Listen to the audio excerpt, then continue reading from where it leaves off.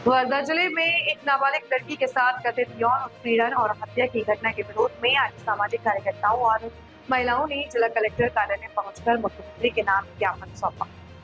ज्ञापन के माध्यम से महाराष्ट्र के मुख्यमंत्री से मांग की गई कि मामले की सुनवाई फास्ट ट्रैक कोर्ट में कराई जाए ताकि पीड़ित परिवार को शीघ्र न्याय मिल सके। साथ ही दोषियों के खिलाफ कानून के अनुसार सख्त से सख्त कार्रवाई और कठोर दंड सुनिश्चित करने की मांग भी की गई। प्रदर्शन में शामिल महिलाओं और सामाजिक कार्यकर्ताओं ने कहा कि महिलाओं और बच्चों के विरुद्ध बढ़ते अपराध गंभीर चिंता का विषय है। उन्होंने ऐसे मामलों में त्वरित जांच, शीघ्र न्याय और प्रभावी कानूनी कार्रवाई की आवश्यकता पर जोर दिया ताकि भविष्य में इस प्रकार की घटनाओं पर अंकुश लगाया जा सके। ज्ञापन जिला कलेक्टर के माध्यम से मुख्यमंत्री कार्यालय को भेजा गया। इस दौरान बड़ी संख्या में महिलाएं और सामाजिक कार्यकर्ता उपस्थित रहे। हे सुरू केलं।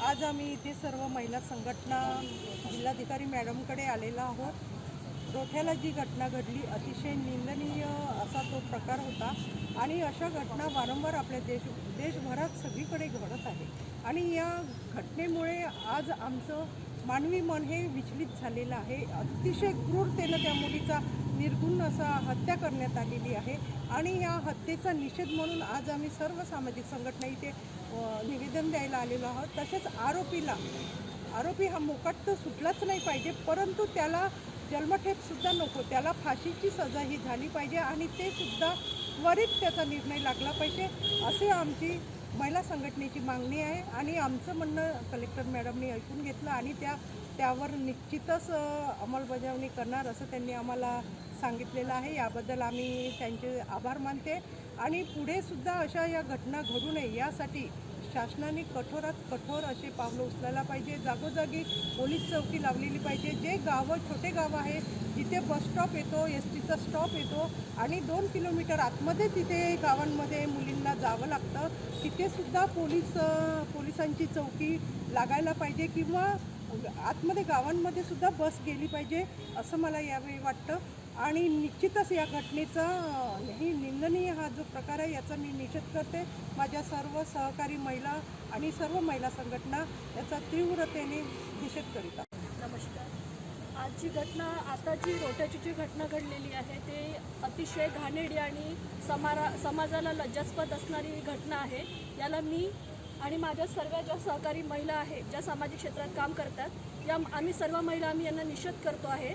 वर्धा जिल्हा हा आमचा एकदम शांततेचा जिल्हा होता। आजपर्यंत अशा घटना कधीही घडलेल्या नाही आहे आणि एक मानवतेला एक शर्मनाक करणारी जी घटना घडलेली आहे पुढे या घटना घडू नये यासाठी आम्ही सर्व महिला एकत्रित येऊन आम्ही कलेक्टर मॅडमला भेटलेलो आहोत। आता त्यामध्ये आमची एवढीच मागणी आहे का जी घटना घडलेली आहे तो दोषी जो सापडलेला आहे त्यांनी ते मान्य पण केलेलं आहे की त्यांनी गुन्हा केलेला आहे, तर याच्यामध्ये त्यांनी जो काही गुन्हा केलेला आहे त्याच्यामध्ये लवकरात लवकर ते केस न्याय लागावी आणि दोषीलाही कठोरात कठोर कारवाई करून त्याला फाशीची शिक्षा व्हावी एवढीच आमची सर्वांची मागणी आहे।